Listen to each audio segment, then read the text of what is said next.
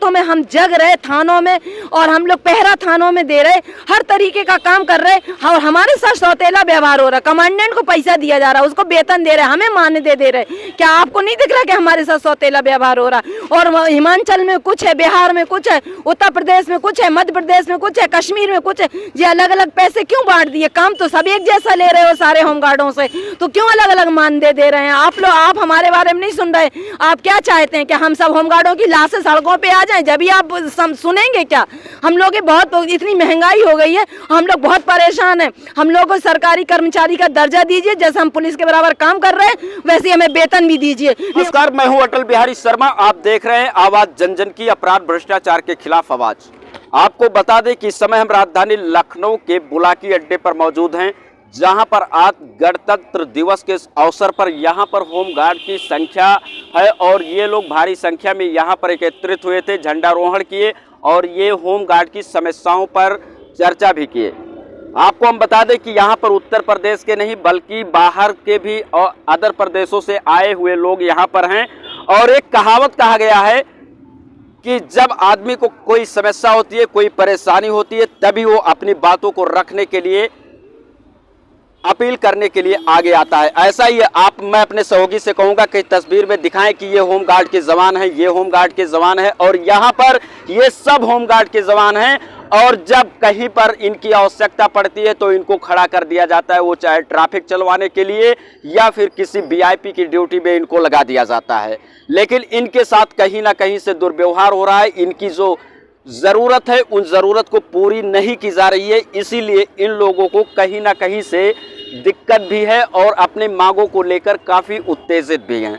आज हम इन लोगों से बात करने का प्रयास करेंगे। यहाँ पर कुछ लोग हमारे साथ हैं और हम जानना चाहेंगे कि आखिर इन लोगों को क्या कुछ खास समस्याएं उत्पन्न हो रही हैं। होमगार्ड एकता जिंदाबाद, होमगार्ड एकता जिंदाबाद, होमगार्ड एकता जिंदाबाद। आप अपना परिचय बताते हुए बताएं कि आज यहाँ पर आप लोगों ने इतनी भारी संख्या में एकत्रित हुए हैं, झंडारोहण किए हैं, तो और बाकी क्या कुछ समस्या है कि जो आप मीडिया से साझा करना चाह रहे हैं?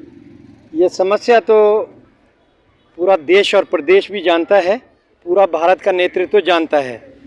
सबसे पहले मीडिया बंधु को गणतंत्रता दिवस की बधाई और साथ में शासन और प्रशासन को भी बधाई देता हूँ कि आज़ाद भारत में गुलाम होमगार्ड आज जो है दर दर की ठोकर से भटक रहा है।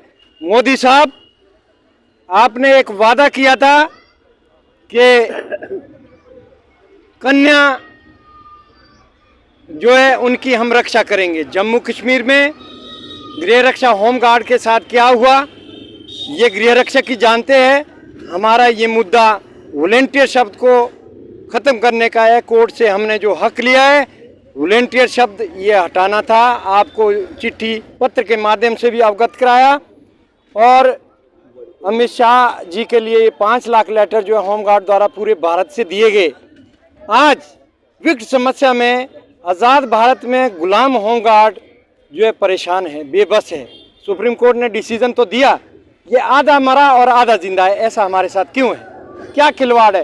क्यों नहीं हो सकता? जब 370 हट सकती है तो क्यों नहीं ये होमगार्ड वॉलंटियर एक्ट खत्म हो सकता? इसके लिए पूरे भारत पे यदि आप लोग नहीं कर सकते तो हमें क्लियर कर दो कि हम नहीं कर सकते, या तो हमें नेचुरली राज्य कर्मचारी का दर्जा दिया जाए। जब हमारे को सुप्रीम कोर्ट ने डी और ग्रेड पे दे दिया है, equal work equal pay equal to police कर दिया है, तो क्यों नहीं मोदी साहब पूरा शासन प्रशासन को आप एक अवगत कराओ, क्यों हमारे को नेतागिरी में संलग्न तो कुल मिलाकर के इन लोगों का कहना है कि कहीं ना कहीं से हमारे साथ सौतेला व्यवहार किया जा रहा है। आप देख सकते हैं कि ये होमगार्ड के जवान हैं, अगर इनको ट्रैफिक चलाने के लिए खड़ा कर दिया जाए तो ये प्रदूषण झेलेंगे और ट्रैफिक को संचालित कराने के लिए ट्रैफिक पुलिस का सहयोग करते हैं, लेकिन जो चीज़ ट्रैफिक पुलिस को मिलती है वो चीज़ इन लोगों को नहीं मिल पाती है। और यहाँ तक कि कुछ लोगों का ऐसा भी कहना है कि जो हमें जूते मिल रहे हैं वो जूते भी नहीं दिया जा रहा है, जो वर्दी मुझे मिल रही है वो वर्दी भी मुझे अपने पैसों से लेना पड़ रहा है। आखिर ये कहीं ना कहीं से जो होमगार्ड के जवान हैं वो भी पुलिस विभाग की तरह, मिलिट्री की तरह, सीआरपीएफ की तरह अपनी ड्यूटी को निभाती है, फिर भी इनके साथ ऐसा क्यों हो रहा है? कुछ लोग हमारे साथ हैं जो होमगार्ड हैं, उनसे हम बात करेंगे और जानने का प्रयास करेंगे क्या कुछ समस्याएं होती हैं। क्या नाम है आप? राम बहादुर शुक्ला। क्या समस्याएं हो रही हैं आप लोगों को? समस्या ये हमारे है कि इंडिया में अगर एक नियम हो तो एक जैसा हम लोगों को किया जाए। हम लोगों को जो है सिपाही के बराबर पैसा नहीं दिया जाता, काम सिपाहियों के बराबर लिया जा रहा है। तो हम लोग चाहते हैं कि हम लोगों को नियमित किया जाए, हम लोगों को समान किया जाए, पूरे भारत में एक जैसा किया जाए। ये नहीं कि एक यहाँ कुछ है कहीं कुछ है, हर प्रांतों का जैसा, ये नहीं कि अलग अलग हो, एक जैसा होना चाहिए। क्या नाम है आपका? दिलीप मिश्रा, जिला उपाध्यक्ष कितने दिनों से जो है होमगार्ड में भर्ती हैं? हम 1989 से भरते हैं सर। तो आप तो बहुत कुछ देख चुके होंगे, क्या ऐसा जो है कितने वर्षों से चल रहा है, क्या समस्याएं आप लोगों को? समस्या सर ये है कि हमें जो है निलंबित कर दिया गया था और 2019 में जो है बहाल भी किया गया, 27/9/2019 को बहाल किया गया और इसके बाद जो है लेटर जिले में भेजा गया। तो एक जो है असिस्टेंट कमांडेंट होते हैं, इन अपने रिपोर्ट में ये लगा दिया कि सरकारी अधिवक्ता से सलाह लिया गया है, तो सरकारी अधिवक्ता बोला है कि इन्हें निष्कासित कर दिया जाए। पर यह बात गलत है। हमें जो है सरकारी अधिवक्ता लिख कर दिया है कि जब माननीय न्यायालय द्वारा किसी प्रकार का आदेश पारित नहीं हुआ है और विवेचना का विषय है, इस सबके शेष रहते स्वयं सेवक को पुनः नियुक्ति बहाली किए जाने में कोई विधिक बाधा नहीं है।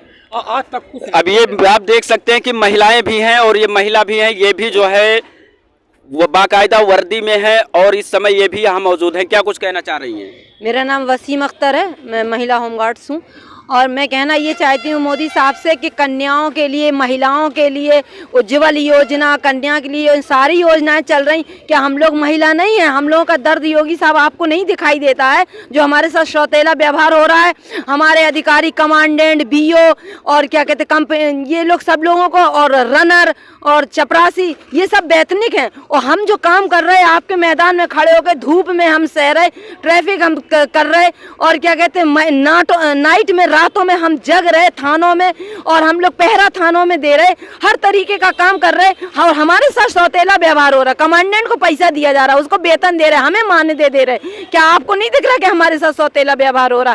और हिमाचल में कुछ है, बिहार में कुछ है, उत्तर प्रदेश में कुछ है, मध्य प्रदेश में कुछ है, कश्मीर में कुछ है। ये अलग अलग पैसे क्यों बांट दिए? काम तो सब एक जैसा ले रहे हो सारे होमगार्डों से, तो क्यों अलग अलग मानदेय दे रहे हैं आप लोग? आप हमारे बारे में नहीं सुन रहे। आप क्या चाहते हैं कि हम सब होमगार्डों की लाशें सड़कों पे आ जाएं? जब भी आप सुनेंगे क्या? हम लोग बहुत इतनी महंगाई हो गई है, हम लोग बहुत परेशान हैं। हम लोग को सरकारी कर्मचारी का दर्जा दीजिए, जैसे हम पुलिस के बराबर काम कर रहे हैं वैसे हमें वेतन भी दीजिए। नहीं, हमारी सबकी लाशें आप अपनी सड़कों पे देखना पूरे प्रदेश के अंदर। आप देख सकते हैं कि किस तरह से इन लोगों के अंदर जो है गुस्सा भी है और नर्वस भी हो रहे हैं, क्योंकि महंगाई है और महंगाई के ज़माने में अगर इनको इस तरह से सैलरी कम मिल रही है, इनके साथ भ्रष्टाचार किया जा रहा है, इनको सुविधाओं से वंचित किया जा रहा है, तो ये कहीं ना कहीं से बता रहा है कि यहाँ पर भ्रष्टाचार फैला हुआ है। और लोग हमारे साथ हैं, एक महिला और, हम इनसे भी बात करेंगे और पूछेंगे कि क्या कुछ जो है खास बात है और क्या कुछ कहना चाह रहे हैं। क्या नाम है आपका? मेरा नाम कविता गहलोत, मैं मेरठ से हूँ। और जब हम इस लड़ाई में अपने हक अधिकार के लिए आगे आए तो सन 2013 से हम लोगों को बहाल करे हुए हैं, अभी तक हम लोग बहाल नहीं हैं। जब भी हम अपनी मांगे मांगते हैं तो हमारे साथ में अवैध व्यवहार करा जाता है। अवैध व्यवहार किसके द्वारा किया जा रहा है? सरकार द्वारा ही किया जा रहा है, हमारे अधिकारियों के कहने पे करा जा रहा है। अगर हम एकत्रित होते हैं तो फिर लाठी चार्ज होती है, हमें ऑफिस से भगा दिया जाता है। और आज भी हम दर दर की ठोकरें खा रहे हैं, क्योंकि आज भी हम सस्पेंड हैं, हमें किसी ने बहाल नहीं करा है।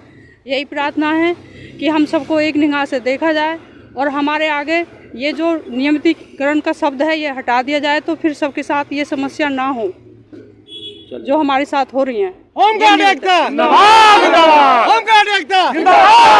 आप तस्वीरों में देख सकते हैं कि खासकर जो है यहाँ पर बहुत सारे लोग थे और आज गणतंत्र दिवस के उपलक्ष्य में यहाँ पर ये लोग उपस्थित हुए थे और यहाँ झंडारोहण किया। उसके बाद में इन्होंने अपनी समस्याओं को भी साझा किया। मैं उत्तर प्रदेश सरकार से तथा केंद्र सरकार से मैं यही अपील करना चाहूँगा कि इन लोगों की जो मांगे हैं अगर सही तरीके से किया जाए तो इन लोगों को जो आज नर्वस होना पड़ रहा है और ड्यूटी के दौरान इनको समस्याएं आ रही हैं और इनके सैलरी में, इनके जूतों में, इनके वर्दी में जो भ्रष्टाचार फैलाया जा रहा है, जो लोग भ्रष्टाचार को अपने बैंक बैलेंस को मजबूत बनाने में मशगूल हो रहे हैं, ऐसे लोगों पर कार्रवाई भी की जानी चाहिए।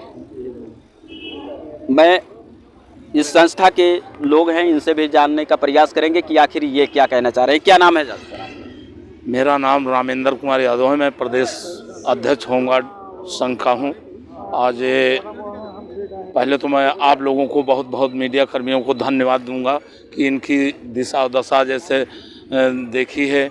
और आज हमारी सरकार जो है कन्या पढ़ाओ कन्या बचाओ का नारा दिया है, जीरो टैलेंट्स का नारा दिया है। ये आप देख रहे हैं किस तरीके से महिलाएं हमारी बहनें परेशान हैं। तो ये कारण कुल मिलाकर हमारी जो नियमावली है, ये नियमावली ना बनाने के कारण हमारे साथ यदि मेरे साथ शोषण हो रहा, मेरे साथ अन्याय हो, मैं अगर जबान खोल दिया तो मैं उसको ये वो कहते हैं अनुशासनहीनता।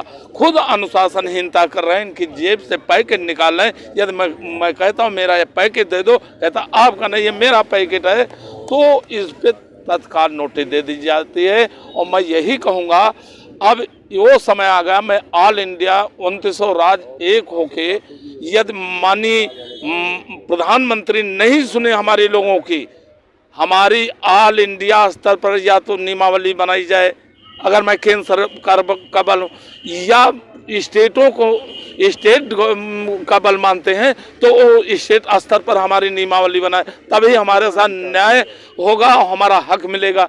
अब हम लोग मांगते मांगते बहुत थक गए हैं। जैसे हमारी बहन ये वसीम जी कह रही झांसी की कि हम लोग बहुत परेशान हैं। यदि अब नियमितीकरण राज कर्मचारी का दर्जा नहीं सरकार दिया तो हम लोग बेहोश होके दिल्ली के रास्ते पर बैठ जाएंगे। और जब तक नहीं हटेंगे, जब तक ये राज कर्मचारी मान नहीं देते, दर्जा नहीं दे देते। तो कहीं ना कहीं से यही सब जो है समस्याएं हैं और यही सब दिक्कतें हैं कि जब एक 4 क्लास का कर्मचारी हो किसी भी विभाग का, अगर उससे थोड़ी सी गलती होती है तो उसे सस्पेंड कर दिया जाता है। लेकिन जब वो IAS PCS रैंक के होते हैं, उनको अशोक स्तंभ मिल जाता है, तो ऐसे लोगों को सस्पेंड नहीं किया जाता है। आखिर क्यों? ये सवाल मेरा शासन से है और प्रशासन से भी है। इसी के साथ आप सभी देशवासियों को जय हिंद, जय भारत, वंदे मातरम।